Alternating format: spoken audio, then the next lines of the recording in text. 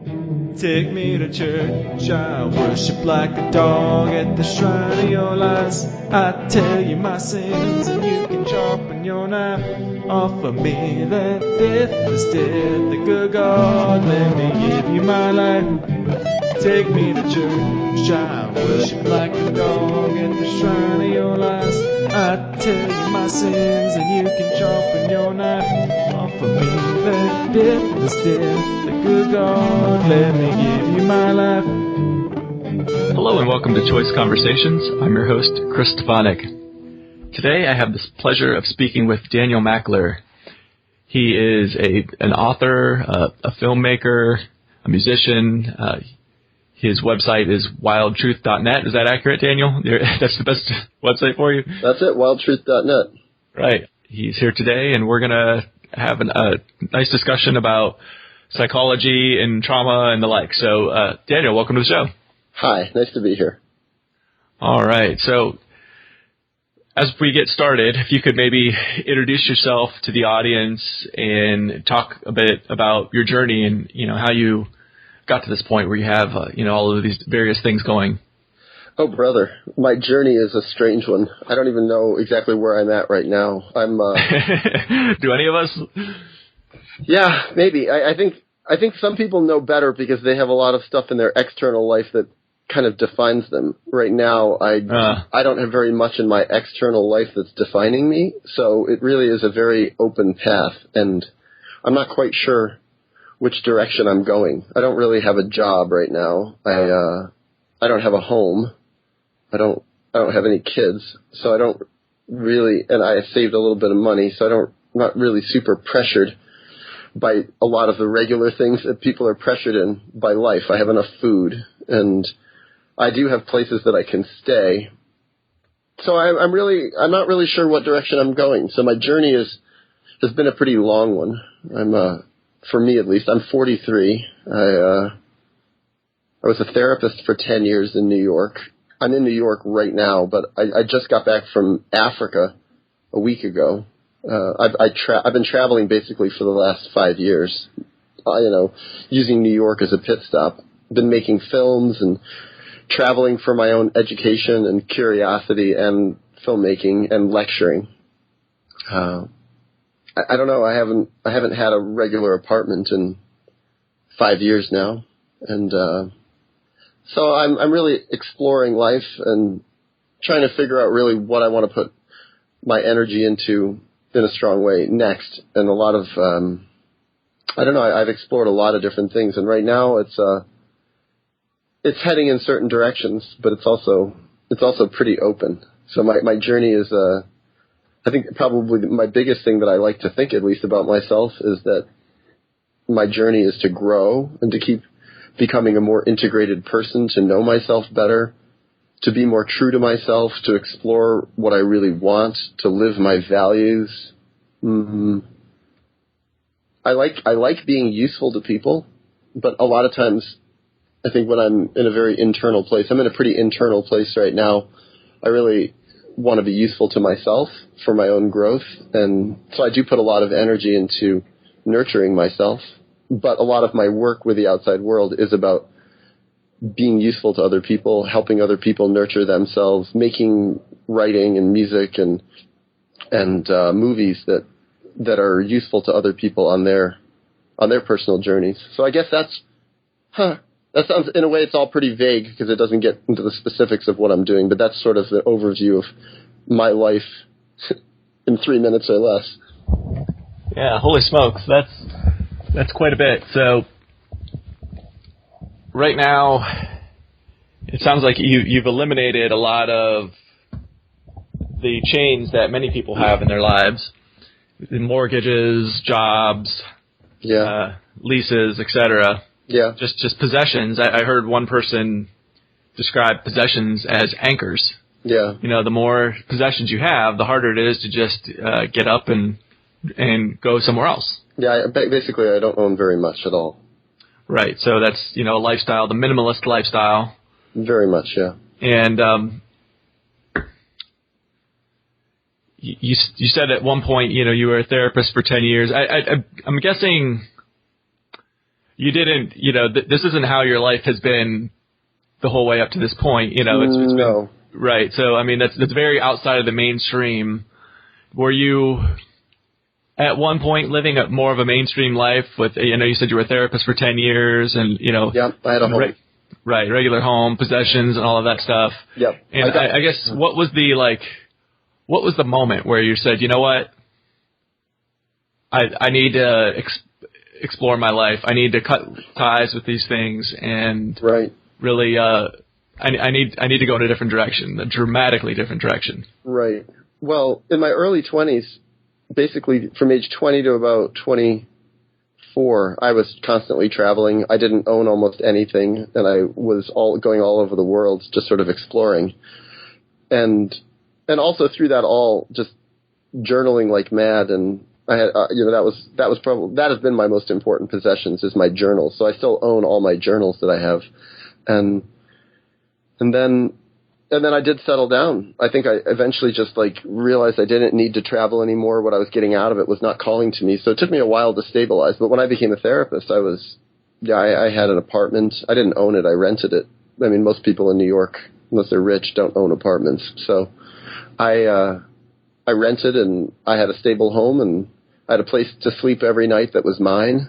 And I worked really hard. I worked a bit like a madman, and also working on myself. So during that time, I've always journaled for the last 25 years. Just journaling is a part of my life. And so I even journaled more when I was stable because I had more time and more structure. But I think I got tired of it. Being a therapist was exhausting for me. It was a calling. So it made it worth it for me to work really hard because I loved it. It was this is what I am called to do. And I was called to it for, years. And then the last couple of years, it started to hit me. I need to do something else. I'm tired. My body was getting sick. I think I felt the call for freedom in a different way. And I think I also felt the call to not be so responsible to other people, because part of being a therapist for me was being ultra responsible to other people on their growth process. I basically devoted my life to other people's growth process for money. And there came a point where I just didn't want to do that anymore. And I wanted to devote my life to my own life and to doing other things. And as it happened, I had already made one film by the time I quit being a therapist. So I ended up getting a grant right as I was quitting being a therapist that just kind of transitioned me into traveling and focusing my traveling on making films. So I did that. But even that, I'm not really so into making films right now. And so I'm exploring me in a different way. A lot of different things I've been exploring. And it's, I don't even remember what you asked, but it's been a heck of a journey. Right. Yeah, that's amazing. So I was asking how, what the spark was for you to pull out of that mainstream lifestyle. And it sounds like you, I guess one way of wording it, you didn't use this word, was maybe you got burned out. Yeah. Doing psychology. It was more than that too. I mean, the other thing is, compared to my life now, perhaps I had a mainstream lifestyle when I was a therapist, but my life wasn't mainstream at all. I mean, I was celibate for the whole time I was a therapist. I wasn't using any drugs. I wasn't smoking. I wasn't drinking alcohol. I wasn't going out at all. I had a very limited number of friends who I spent a lot of time with. I didn't travel at all. I barely left Manhattan Island. I was in Manhattan. I didn't even take the bus or the subway hardly ever. I worked from home.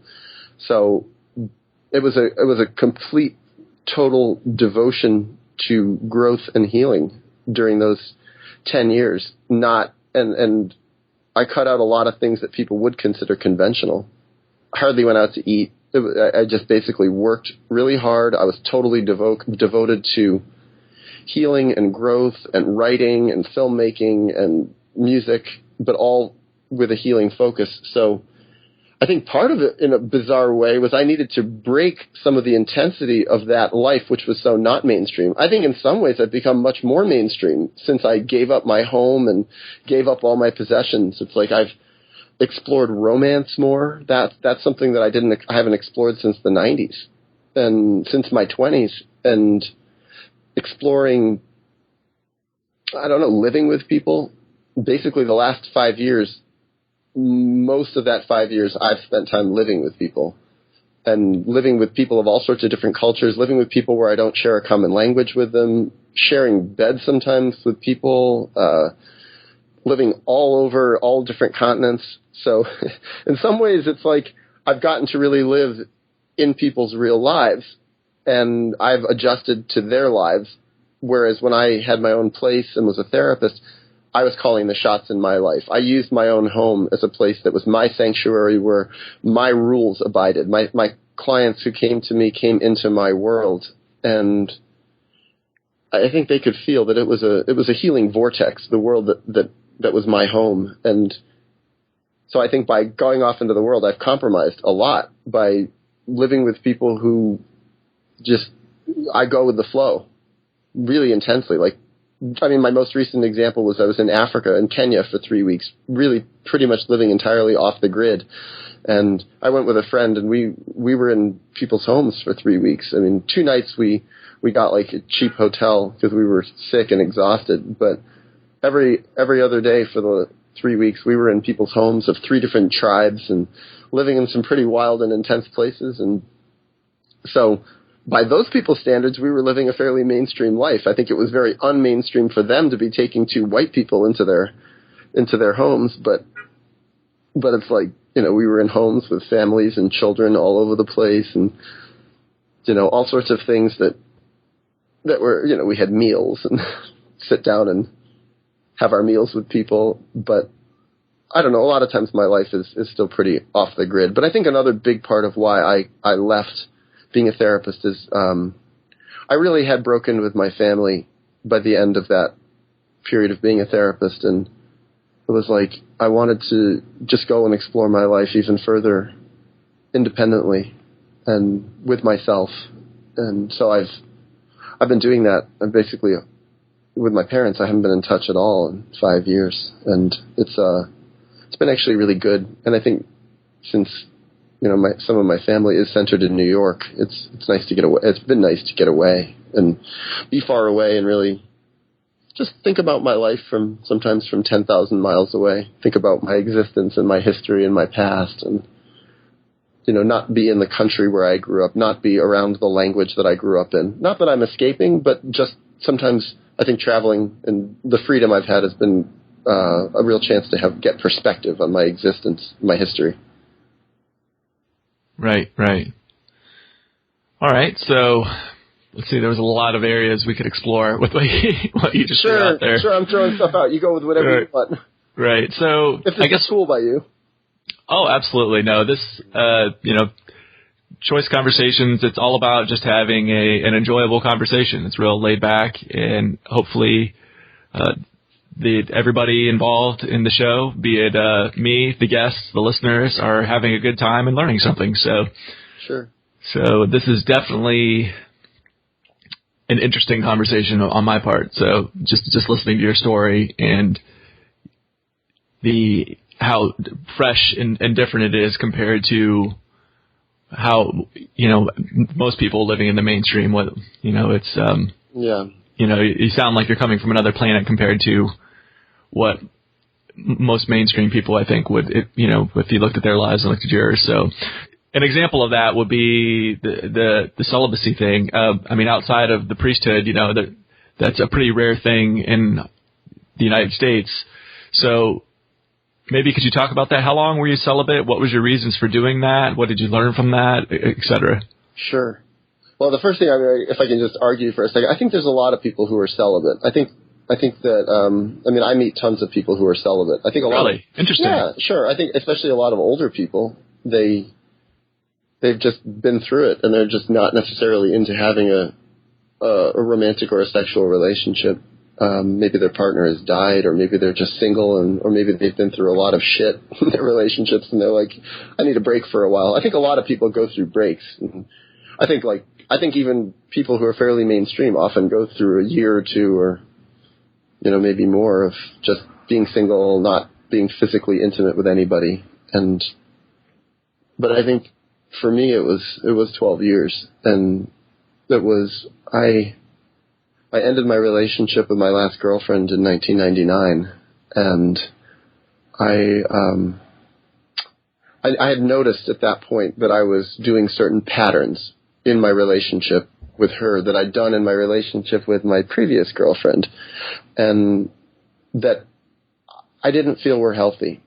I think a lot of times up until that point, and even at that point, I was still thinking it's them. They're the problem. They're the reason this relationship isn't working. I'm not finding the right person.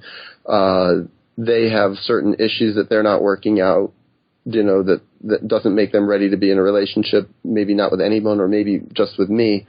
But I think simultaneously, when I was 27, I started realizing that I had my own stuff. It wasn't just, quote, them.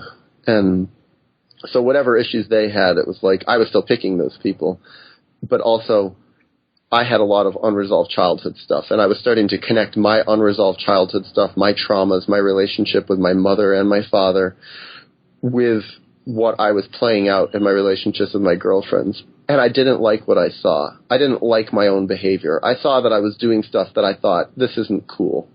And it's not like I wasn't like in any conventional way a bastard, but I think I wasn't a very good communicator. I was manipulative in some ways. I was passive aggressive in some ways. I wasn't really honest with them because I really wasn't being honest with myself. I mean, I was very honest in some ways. In some ways I was like, a lot of girls seemed to like me, but at the same time it was like I was confused. I was putting sex or sexual stuff before more emotional intimacy. I think I was scared of a lot of emotional intimacy. I think it threatened me. I think I was also very, very frightened, and I think realistically so, of replicating some of the patterns my parents did with each other. And I saw some of that happening, and that really got to me. I was like, I am not going to repeat my parents' relationship. And yet I saw myself in various ways doing it. And it wasn't a pleasant feeling. And I also thought I was really hurting some of the girls I was with because they had certain fantasies and expectations about me that I was actually feeding without realizing it. And actually, in some ways, I was liking to feed it, because if I fed their expectations and their fantasies about me, they were going to be more attached to me. And therefore, I was safer because they were going to be less likely to reject me. And so it was a power thing in a way. And I was nurturing them falling in love with me in certain ways where I wasn't really falling in love with them in quite the same way. And when I started seeing the hurt I was causing them, and I saw it with 2 girlfriends in a row, and I was like, I don't really respect myself for what I'm doing. And yet I don't even know why I'm doing it. And I don't even know how to control it. And it's like a knee-jerk reaction. And it was totally like my unresolved childhood patterns I was replicating with my girlfriends. And that was my way of feeling safe in romantic intimacy. And so when I broke up with my last girlfriend, because I realized it was like, this is not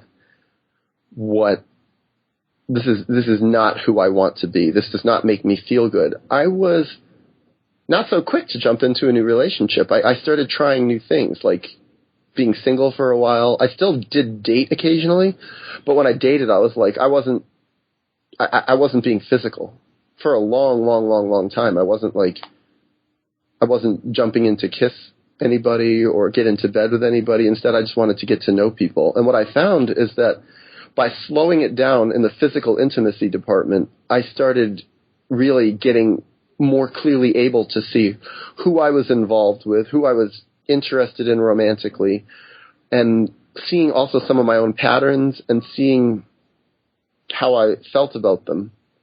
And I realized a lot of times that these women, these were not relationships that I was really meant to be in. And it was really like a gift in a way to realize, to be able to have the relationship break up without me ever having even maybe kissed them or gone to bed with them. I feel like it was a lot cleaner. I didn't need to explore all this relationship stuff and sexual stuff only to learn that I was with the wrong person. And so I started learning lessons, I think, in a lot more of a clean and a respectful way. And that felt really good.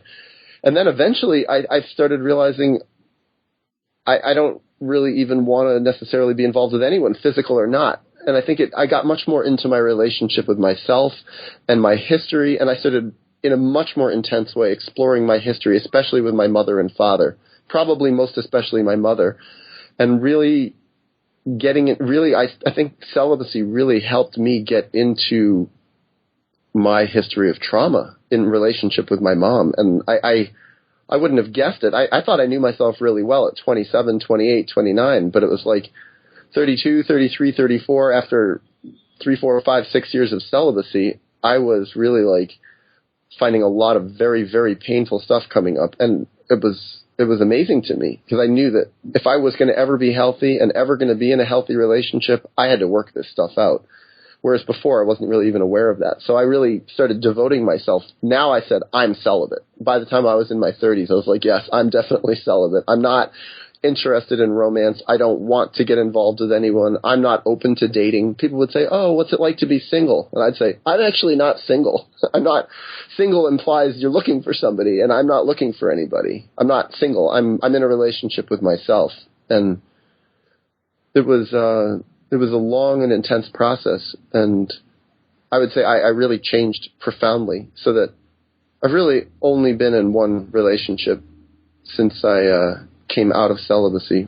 Maybe in different ways a couple, but really only one that I consider to be more serious and or more with a lot of love in it. And it's not based on the templates of what I had before. I mean, there's some similarities. I still have some unresolved issues, but I would say it's infinitely better. It's a lot deeper. It's a lot more honest. There's a lot more love. I really feel like I understand much better what it's like to be in love and to love somebody. It's also in some ways very painful.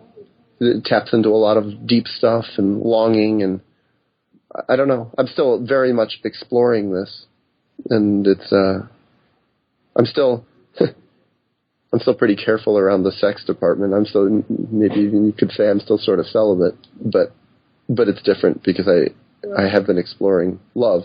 I don't even know where I'm going with this. I'm just talking. So right. Well, I'm sitting here trying to decide which would be the best path to go from here. I'm taking notes while you're talking, and I'm like, wow, that would be really great to talk about. That would be great to talk about. That would be great to talk about. Yeah. There's no shortage of things in here to look at. So I guess first, just some observations while I'm listening to you, which is just to even get down this road. You talked about how you discovered that you really didn't know yourself as well as you thought you did, but I think it took a tremendous amount of self-awareness to see that you were replicating a pattern, that you were, doing things that that your parents did, and that allowed you to break that cycle. Yeah. By being aware of that, and how special, and I just want to know how special and fantastic that is that you're able to see that and break the cycle. Well, am breaking. I think this idea of breaking a cycle, I think people can throw that around pretty easily. I hear a lot of people that they've broken patterns, and I think that I think something I've gained and am still gaining an appreciation for is how deep a lot of these patterns go. I mean, I don't think it's easy to break patterns that go back to 3, 4 years, 2 years old. It's like, oh, sure, this stuff is so hard. So I feel like I'm still in the process of learning about some of my patterns are. I mean, I think a lot of my patterns I've changed, but a lot, I still have a lot to go. And I think I've never seen anybody that's like, that's a completed project, like not even close, I think. Right. Yeah, to me, I'm a computer engineer. At least that's what I got my degree in. Now I'm more of an IT executive, but right. It's very, you can very much draw a parallel to the human brain and a computer, where when they talk about the pathways in the brain, the neurological pathways and stuff, it sounds very much like circuitry to me. Yeah. So you have this circuitry that gets hardwired in, and there is some changing that, the brain is malleable, but there's an awful lot of, there's programming at the circuit board level. You can program a circuit board to do tasks just like you could program software. And then you put software that will run on top of that. If your circuit is like, a motherboard and things like that, you can write, an operating system on top of that. And then you can write other programs on top of it that run inside the operating system and so on. And there are these levels.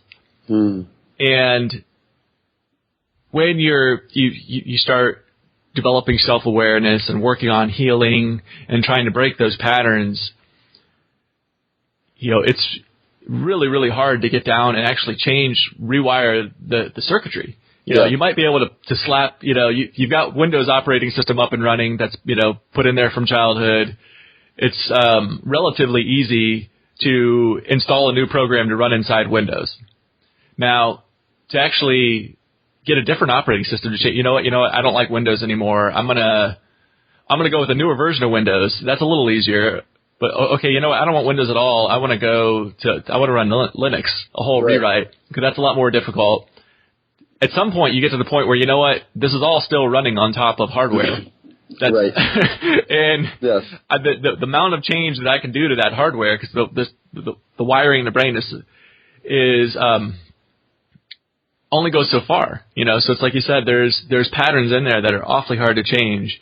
Yeah. And yeah, it's a process. It's a journey. It's not like, okay, I'm healed now. I've arrived. I'm enlightened now. It's done. I'm at the top of the mountain. There's just this journey of, I like what Marshall Rosenberg, who was also a therapist, he said, the goal is to continue to be less stupid. Mm. So I was like, yeah, that's a fun way of putting it, where, right. Each day you want to be a little wiser than the one before. Right.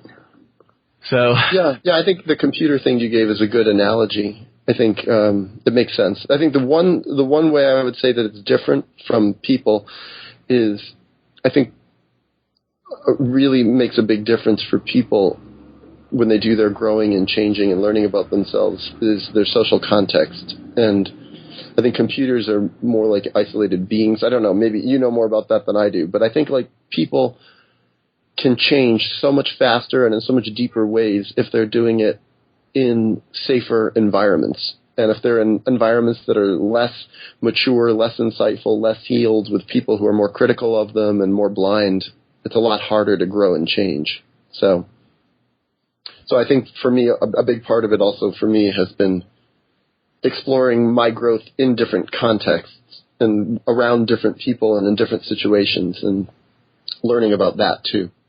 Right. Yeah, I liken that to more of the analogy there that's more appropriate would be learning a language. Mm. So, when you're trying to heal and you're trying to have healthy patterns in your life, health, both, internally and externally, or you're wanting a healthier, cleaner life. I liken that to you're learning a new language. You grew up learning, you grew up speaking English. That's your native language is English. And you're trying to learn Japanese.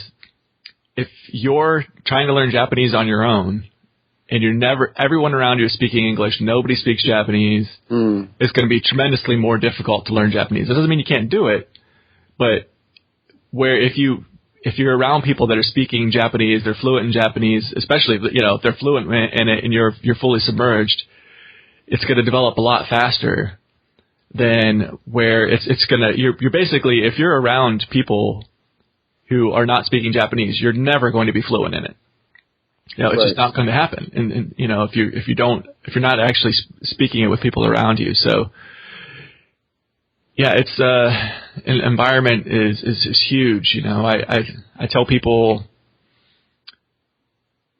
one of the most important decisions you make in your life, I mean, it's right near the top, which is, it's who you decide to let around you. Who do you let in your circle of friends? Who do you choose to be your family? And those sort of things. So, you had looked at that and decided that you were going to choose to not have your natural parents in your family. Mm. And you made that choice there. I mean, most people just, they don't view it as a choice. They just say, well, I'm stuck with my family. Well, I'm stuck with the people around me. And people come and go into their life, and they don't necessarily put much thought into how those people got there or are they adding value and the like. It's more, they're there because of things they're not aware of, the patterns that were put in place by when they grew up. You know what, this person, I'm comfortable with this person around me because it replicates the environment I had when I was a child. And so that comfort, that ends up being the reason why the people are in your circle around you, is because of this comfort level. But if that's, if what makes you comfortable is an unhealthy environment, is a traumatic environment because that's what you grew up in and so that's what you're used to, that's not good. Is clearly not the best path to happiness and having a rich life. If that makes sense. Yeah, nicely said. Right.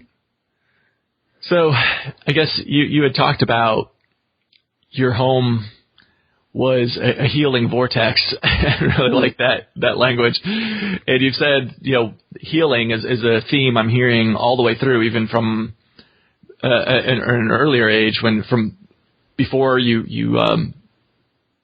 started doing some of these things of celibacy and the like, and giving up your home, and and of course you just going into to be a counselor, to be a therapist is very much around healing. So I'd like to explore that some more. We've been kind of discussing this all along, I guess, but how do you think it was that this healing ended up being just like a major theme in your life? It's almost like the purpose of your life is healing. Right. And you're still maybe exploring what that means. Right. But, how did healing, if you can even answer that, how did healing become one of this underlying themes in your life? Yeah, I think I figured that out when I was in my early 20s. I started journaling when I was 17. It was actually, this December was 25 years since I've been journaling. And I think that's great.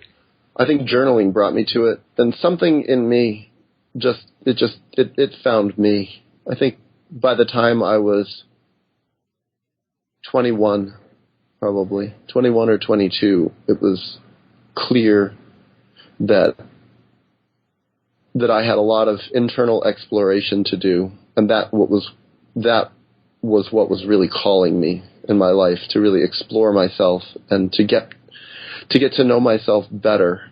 And I think I didn't have a lot of help outside at all. I was pretty much alone with it. I read a lot, but I didn't get much help from psychology, more probably from novels and inspiration and traveling and talking to people. And I think it just kept finding me over and over again. I think I was also periodically in a lot of pain.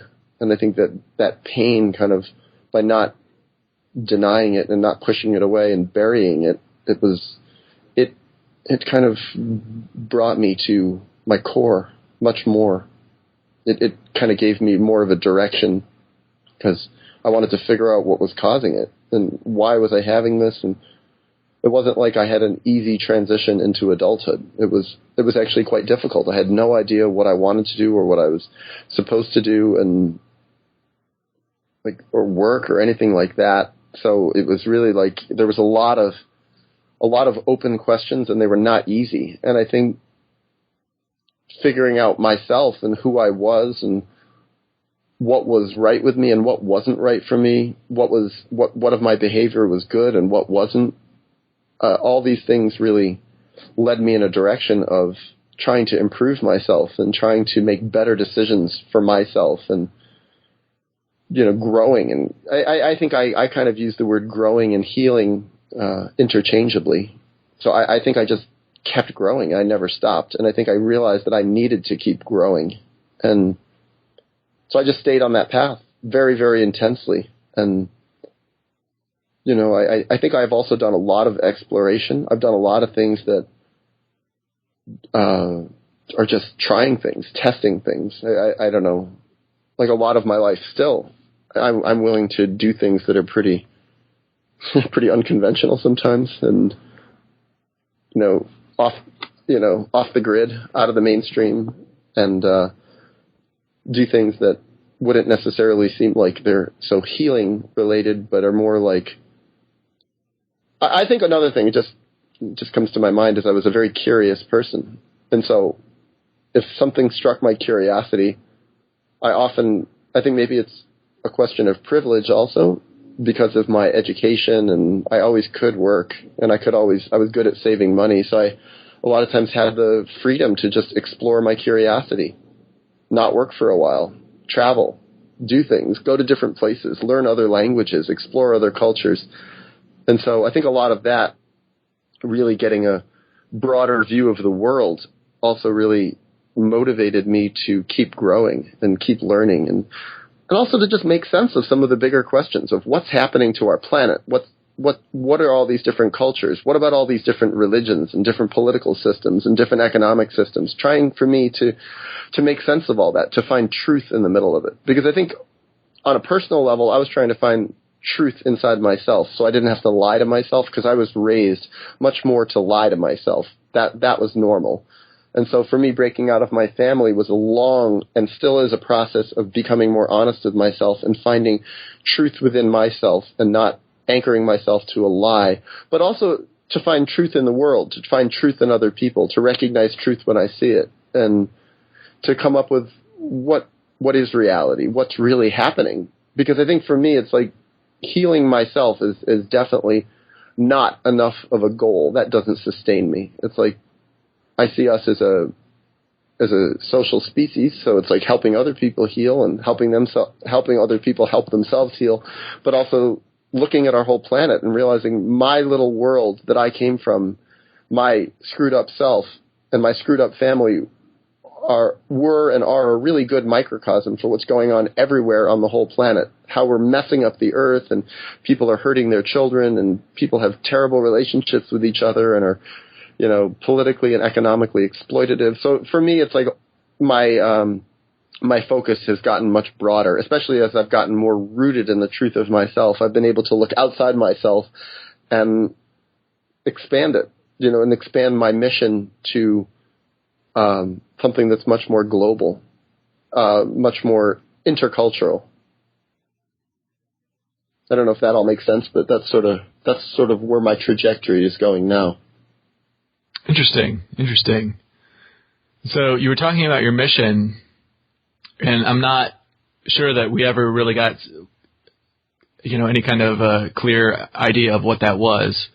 Could you maybe tell me, do you have an idea what your mission is? Like a personal mission for me? Yeah, or like, some people call it, like their purpose, or. Right. I'm just using your words. You were talking about your mission. I'm curious if. Right. Do you have one? Yeah, I think it's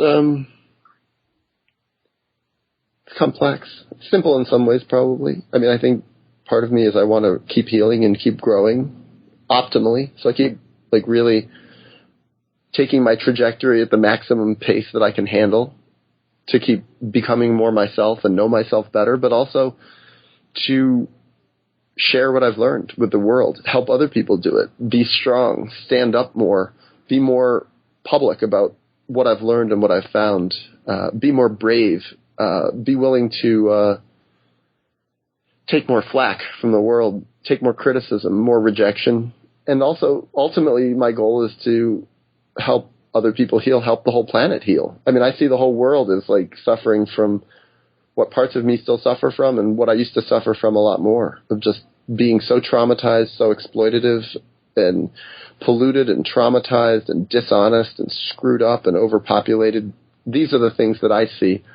And so my mission ultimately would be to help correct some of these things, help the whole world heal.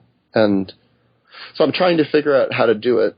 It's a combination of making myself more ready, growing more, becoming stronger, and then figuring out how best to contribute. And also, I have a lot of fears around this. It's not necessarily easy for me. It's confusing and painful, and a lot of my early childhood voices of, you're not good enough, you're this and that, you'll fail, we're going to get you, you're going to be punished for this. A lot of that's still there inside of me. And so I still have a lot of resistance inside of myself, a lot of wounded sides, a lot of internalized voices from my parents and primarily, and others too, that haven't haven't yet resolved, that still have some sway over me, that block me from optimally really manifesting myself more. Because I do believe that in many ways the best that any of us can do, and I think for myself it's true too, the best I can do in my life is just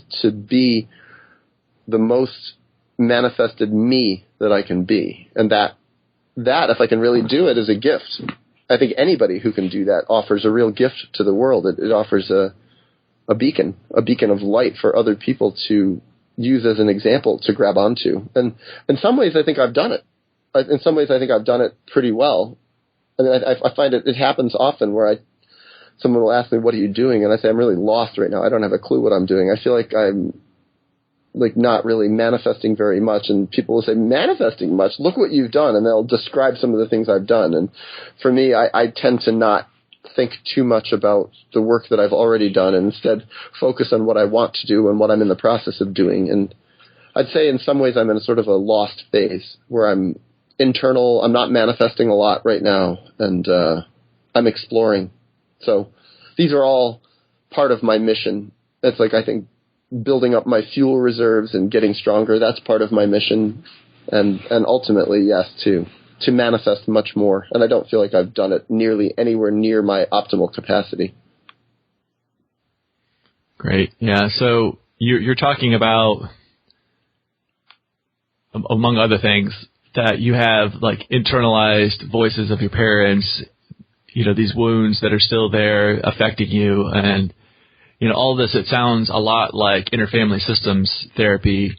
I'm not sure if you're familiar with that form of therapy. My very last podcast was Jay Early, he's a psychologist who's been practicing for like 40 years and has written a few books on interfamily systems therapy. And first of all, I guess, are you familiar with that? A little bit. I mean, I can't say I'm really into it, but what I've read about it and talked about it with people, it sounds like there's a lot of overlap with my point of view. I guess the reason I say I'm not into it is because I'm just not really into reading psychology. So I think there's a lot of, I think if I had to estimate, I would say it's probably about one of the closer psychological, theories and systems that's closer to mine than most others. I had an interesting experience. I was at a film festival showing two of my films in Boston, I think like in October. And it was all on recovery from psychosis. My films, those two films that we're showing, were on recovery from psychosis without medication. And there's a lot of my friends were there, people who have been diagnosed with, schizophrenia and bipolar, and some who are still voice hearers and most off their medication. And I was standing out front, just I can't remember, waiting for someone, and there was a guy there, and I started talking with him, and he was an interesting guy. We had an interesting conversation, and I asked his name, and he was Richard Schwartz. I was like, "Hey, dude, I know you. You're the IFS guy, aren't you?" And nice. he was like, "Yeah." He knew my films, and I knew his work, but we had no idea who each other was. So we just ended up having a nice conversation. So that's probably the closest I've had to one of the IFS people, aside from friends of mine who have gone to IFS therapy. I mean, a lot of my friends are into that, but I don't know. I think when I started reading it, I was like, yeah, basically it's so much overlap with my point of view that I didn't really find I was learning that much from it. I found it was interesting. It's like, it seemed like it was laid down pretty systematically, and I think it's been very useful to other people. It just didn't call to me as like, this is what's going to help me, because I already have something that's working just fine for me on my process. I have my own system that I've developed that's tailored to me, that I like. So that's probably why I'm not that into it, but seems like it's pretty good compared to most everything else. Right. So I've been to a handful of therapists over the years, and you had mentioned that you earlier you were not getting any help from psychology, and I found that the quality, the variance from one therapist to another is just so dramatic, from ones that are actually harmful, to helpful, to everything in between. Yeah.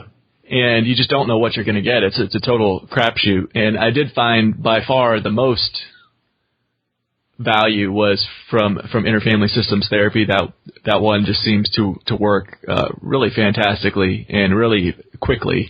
You know, it really cuts through a lot of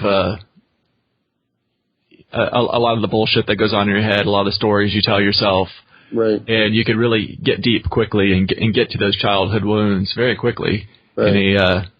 It's a really fascinating way. But I guess since, you know, your mission is to help the world heal, and you've developed kind of your own way that works for you, maybe you could.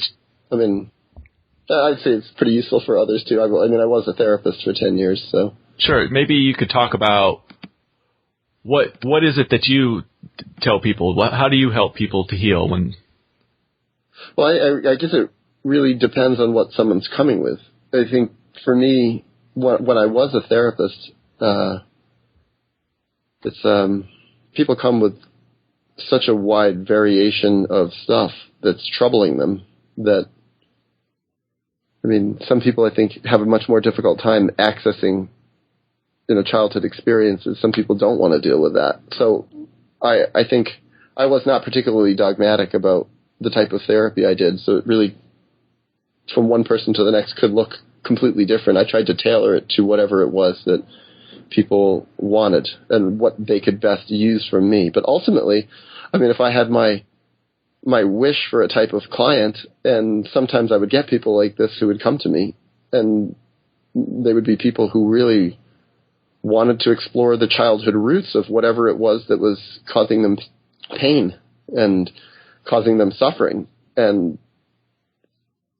so I think, like, going into people's childhoods, find out what actually happened, look at who the different players were in their childhood, explore their traumas, find out how they felt about what happened at the time, you know, getting in touch with those feelings, doing a lot of grieving, mourning losses, exploring new missions in life, finding out, but really exploring the whole range of what's going on inside someone's head and inside their body, inside their heart. And that could be, you know, for different people, it could be exploring their dreams. It could be just exploring all their past relationships, all their present relationships, their fantasies. And at the same time, ultimately, if I could have my ultimate goal, you know, the ultimate kind of client that I would have liked is someone who gathered all this without, you know, understood the parameters of what I was doing, understood what I was offering them, and started doing it themselves. And I did work with people who started doing it themselves, people who started journaling, people who started analyzing their own dreams, exploring their own lives, taking command of their own growth process, and ultimately not needing me. So my thing as a therapist ultimately was figure out how to do it yourself, start doing self-therapy, and get rid of me. Because there's a part of me that, like, doesn't necessarily want to just be someone's therapist. I mean, now I don't want to do that for anybody. But even then, it was sort of like, I don't necessarily want someone leaning on me too much. It's better if they figure out what I have to offer and do it themselves. Because the other thing I've learned is people can do it themselves. I mean, the best example I know is me. I pretty much did it all myself. I mean, yes, I've had friends who have helped me, and yes, there definitely have been some books that have helped me and some ideas floated around that have helped me. But ultimately it was like, for me, having a relationship with myself and doing the hard work. So a type of therapy that I really like, and if I ever went back and became a therapist again, because I kept my license, I'm actually in the middle of doing some continuing education credits to keep my social work license alive. If I were going to do it again, I think I would really want to do it shorter term. I'd want to see people, I'd want to work with people or see people who are really working very hard to do this by themselves, and they're just using me as an adjunct for their own self-therapy, because I think self-therapy is where it's at. I think the idea of people paying other people for long, long periods of time is not really where it's at for me. I'm not really into going to therapy as a client.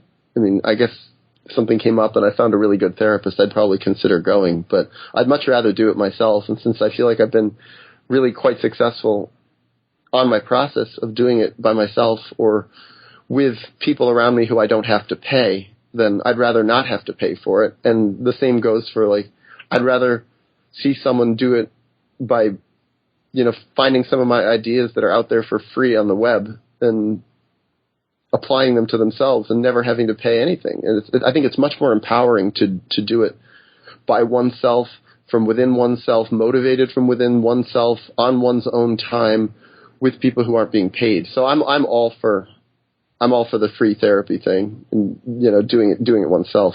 And so that's probably different from most psychotherapy. On the other hand, though, I do know some therapists, a few who I think are really excellent, and I think that they really can profoundly help people. But those people who I really respect as therapists also pretty much tend to agree the goal is to help people figure out how to do it for themselves, whatever it is that they're doing. Not that they have to be cured by the end of therapy, but that they have to have the tools within themselves to figure out how to do it themselves so they don't need the therapist anymore. And that there's no greater feeling as a therapist than when someone no longer needs you. They've basically graduated. Or another analogy would be they're a kid who's grown up and they don't need their parents anymore. They've moved on. They're free. They don't need this kind of healing relationship anymore because they've figured it out within themselves. So I don't know how IFS deals with that, the internal family systems therapy, but I think for me, if it's worth, I've never really explored it too much, but if it's worth its salt, they want to help people figure out how to do it for themselves and get out. Yeah, absolutely. Jay Early, the IFS therapist I just had on my show, his book is titled Self-Therapy. Yeah, well, makes sense. That's probably why I don't really have too many criticisms of it, because I haven't seen anything that rubbed me the wrong way. Right. So I liken this, again, this must be the show for analogies, but I liken it to maybe learning an instrument would be a good way, or even maybe learning a game, a skill-based activity like tennis or something like that. So if you go to take like piano lessons, for example. You're studying guitar, aren't you? Or you're playing guitar? Yeah, I play guitar, right, exactly. So why don't you hang with the guitar analogy, because I'm a guitarist. All right, so if you go to get guitar lessons, right, that's like going to your therapist. Right. There's some value there. Right. But if you don't practice, you're doing that once a week, once every 2 weeks. Right. And if in the meantime your guitar is sitting in the corner, yeah, you're going to get very little out of that. Where, I'd say the coming home and practicing, that's doing the work on your own. That's doing, a good therapist in my mind should be giving you homework exercises, teaching you how, be that journaling, be it in an IFS, it would be doing parts work, and also you can do journaling. You can journal with your parts in IFS therapy. But at any rate, that's the practicing at home. Now, at the same time, if you practice at home and you don't go to get coaching, to get lessons or anything like that, be it if we're talking tennis or the guitar, sticking with guitar, you're going to see improvements, but it's going to be a lot slower, and you might hit some ceilings to where then if that's all you're doing, you don't ever go take lessons. So. But it's when you combine the two, when you're doing the work on your own, but you're getting some coaching, that's the key. And it's actually that way for a whole lot of things in life. It's, my daughter likes swimming and wants to be really good. She wants to be an Olympic level swimmer. And I said to her, well, it's two things. It's practice, hard work, and then it's coaching. So you have to be willing to take coaching, take instructions from your coach, and then you have to put in the hard work. And I said that's pretty much the secret for being good at just about anything in life, is if you could combine those two, if you could put in the hard work and practice and be open to coaching. Right. That's the key. That's a pretty magic formula that works for just about everything.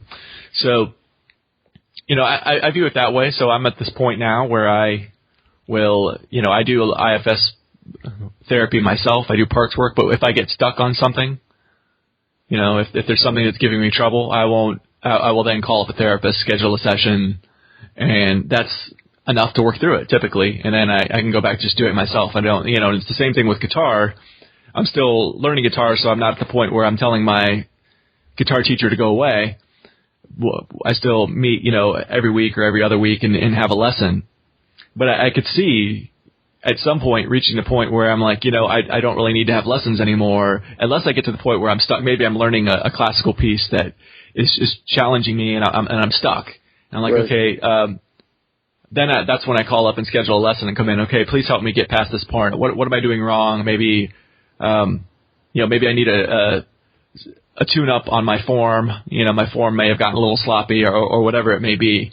So that's kind of what I view as the doing homework, the doing self-therapy, and then also combine that with going to a therapist. I think it's, you're almost wasting your time if you're not doing the work yourself, if you're not doing self-therapy. Right. Just like I would tell somebody, if you want to learn guitar and you sign up for lessons and you're not going to practice, don't bother. You're pretty much wasting your time. Right. But if you combine the two, that's where that's where you're going to have the fastest growth, I would say. Now, could be, yeah. So we're starting to run out of time. There is one thing I did want to talk to you about, and do you have time to maybe give me maybe another 10 minutes? Sure. Okay. Let's do it. All right. So you had this excellent video you put out where you were talking about the 4 stages. I think you said you called it the 4 stages of enlightenment. Yeah. And this was dissociation, depression, grieving, or grief, and enlightenment. Right. And I thought that was, just a really profound portrayal of, the spectrum of trauma to healthy. Right. And the thing that really jumped out to me is how you would talk about how dissociation, people who are dissociated at the very lowest level of enlightenment can actually appear to be healthier than those that are at the second tier, the depression stage. Right. They appear like they're falling apart at the seams, and they look like, they're like, people that are dissociated are looking at the ones that are depressed and being like, man, I'm glad I'm not fucked up like that person. Yeah. And society kind of looks at people basically as the ones that are depressed. That's very much a cultural view. Like the ones that are dissociated have their shit together. They're the ones that are healthy and doing good, and the ones that are depressed are, those are the ones that need to be medicated. And I guess this also ties back into what we were talking about earlier, where much of psychology, or especially psychiatry, is about taking you from depression and putting you back in a dissociated state, like drugging you back into dissociation. Right, right. Or using therapeutic techniques to get people to go back there too. A lot of therapy is oriented toward helping people dissociate also. Exactly.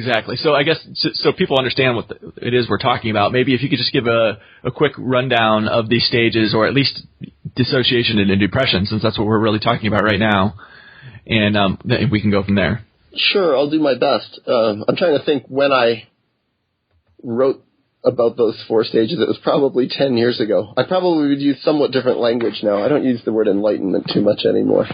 But so, yeah, I think you basically summarized it pretty well. But the idea for me is that the people in the most primitive stage of dealing with their trauma a lot of times can look like the healthiest because they're all shut down. It's all bottled up and pushed down below the surface, and all their unresolved feelings are down there and out of touch. They're not feeling their pain and their sorrow and their rage and their sadness and their frustration, anger. It's all, and their confusion, fury.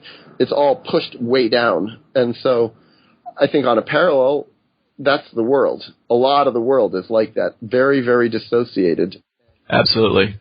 And people in that stage, I mean, and I'm using broad brushstrokes because part of it also is that I think all of us are in all of these 4 stages of being dissociated, being depressed, grieving, and being self-actualized or enlightened, or whatever word you want to use. It's like we're all have parts of us that are in those, 4 stages.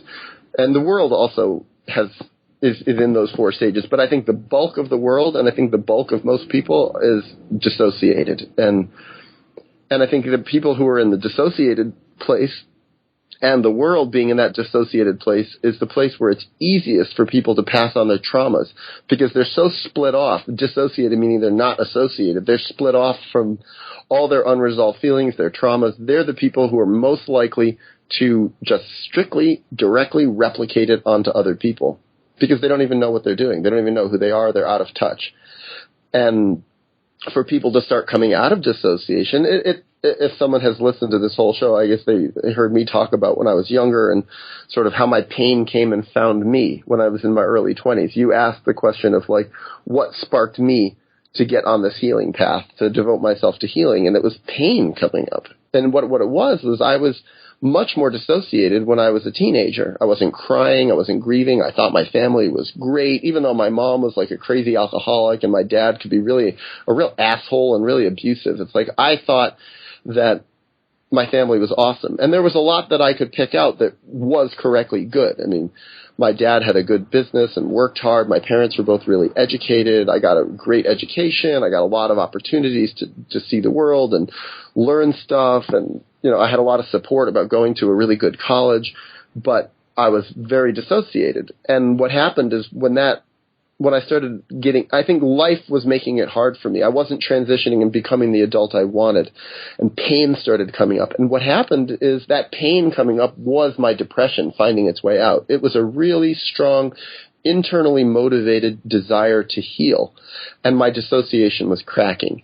And so when it started coming out, I guess the two options that I had and that people have when their pain starts coming out is embrace it, explore it, trace it, try to figure out where it's coming from, figuring out what's motivating it, figure out how to try to work with it, heal it, grieve it, do something like that. And that's pretty much what I've devoted myself to doing. The flip side is what most people do and pretty much what our world promulgates and our world wants people to do, which is to push it back down, to deny it, to call that pain unhealthy, to give it a label like depression and say this is bad. The state you were in before was healthy. You want to recover back to the state you were in before. So, you know, you want to do things that are going to get you to push it down. You want to figure out how to squelch those feelings, how to pathologize it. You're not, you know, you shouldn't be dealing, you know, let go of the past. Don't think about all that stuff. You've got to learn how to forgive the people who harmed you. Forgiveness is a big one forgiveness is a great way to go back into dissociation. And certainly psychiatry uses medication, psych meds, to get people to distance themselves from their feelings, to, you know, get their feelings to get reburied. And so they go back into dissociation, and dissociation gets lauded as the ideal, as something that we are supposed to, you know, live up to. And we're supposed to not, you know, be too concerned about the horrible things that are happening in our own lives, the traumas that we've suffered in our past, and the really brutal things that are happening in the world, and the destruction that humans are doing to each other, to ourselves, and to the planet. And so, to me, like, I know you said you wanted to focus on depression and dissociation, but I think the way out of depression is grieving those traumas, reconnecting with the feelings and honoring them, the painful ones, and really letting out all the reactions that we held in to our feelings and having them now. And I think that is the tunnel to really reconnect, to not dissociate, but to associate with ourselves. And the irony is that people who are really healthy can, in many ways, look like people who are dissociated, but in a world where dissociation is king, people often can't tell the difference between real dissociation and people who are really very connected and healthy. So a lot of times the world is drawn to people who are very self-actualized and also who are very dissociated, but they tend to pathologize people who are depressed or who are grieving, even though the depressed people and the grieving people are much more on a path toward healthiness than the average dissociated person.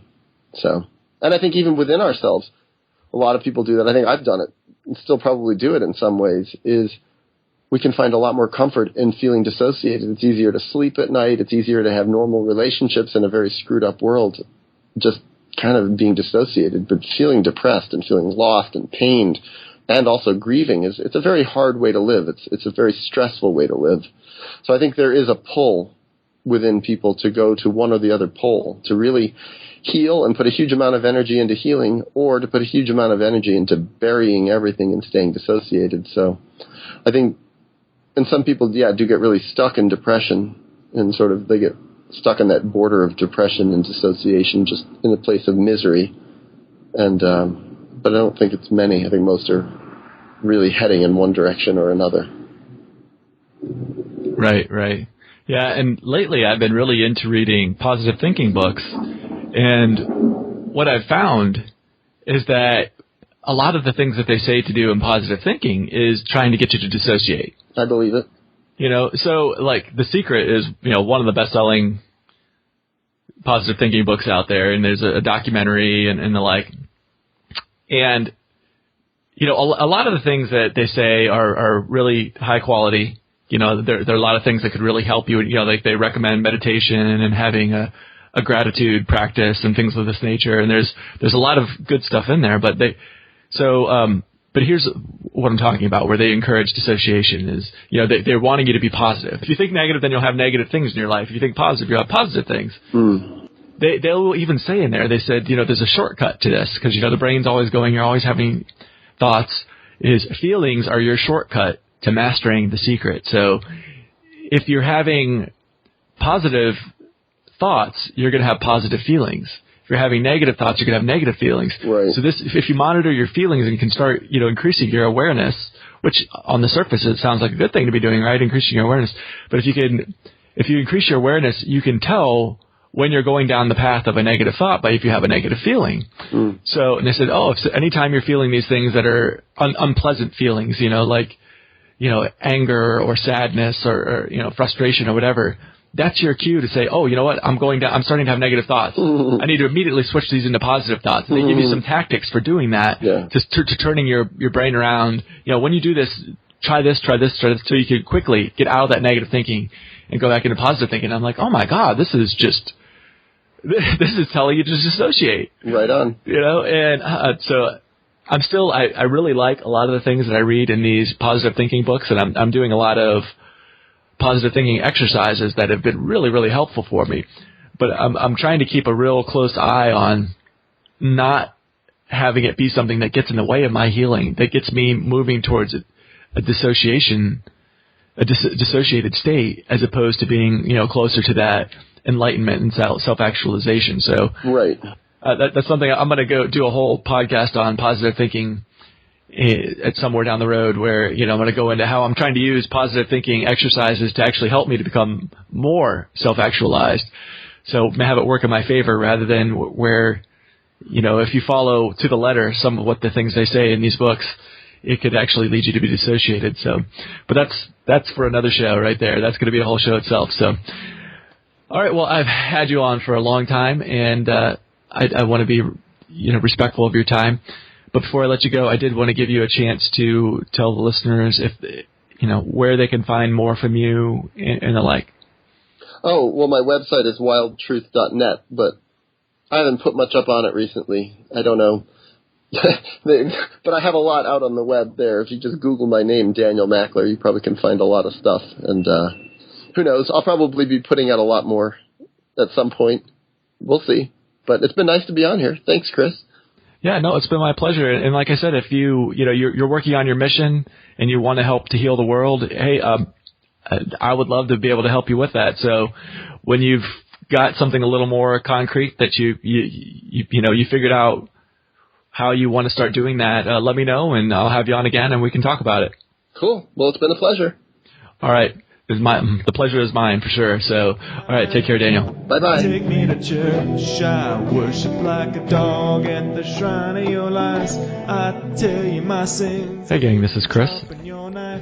As you may or may not have noticed, the last few episodes, the bumper music has been music that was created by yours truly. And that is no different today. Although there is one difference today from this show's theme song and previous shows. A couple differences, actually. So first of all, in the past, they've all been classical guitar songs. So today I'm dipping into a little indie rock or pop music. And second, in the past, what I literally did was I took my iPod, and I just laid it down in the center of the room while me and my friend were playing the classical tunes, the classical duets. So the quality of the recordings is extremely low, and broke down and went out and got a nice mixer So hopefully going forward, you will notice that the quality is substantially better now. So you can actually get really, really high quality recording equipment for just a couple $100s. It's amazing how good some of the equipment is out there for the price. Hopefully you will appreciate that upgrade. All right, enjoy the music.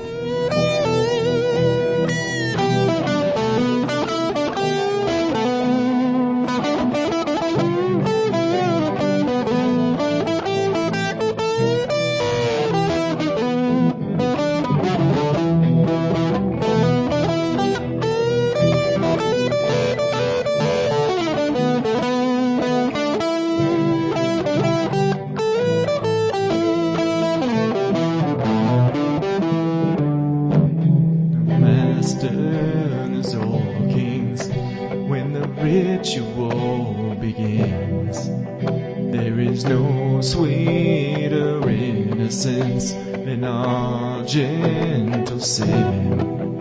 In the madness and the soil of that sad earthly scene, only then I'm human, only then I am clean.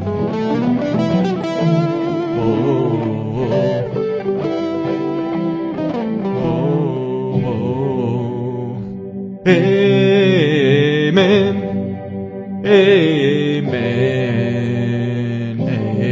amen. Take me to church, I worship like a dog at the shrine of your lies. I tell you my sins and you can sharpen your knife. Offer me that death is dead, the good God, let me give you my life.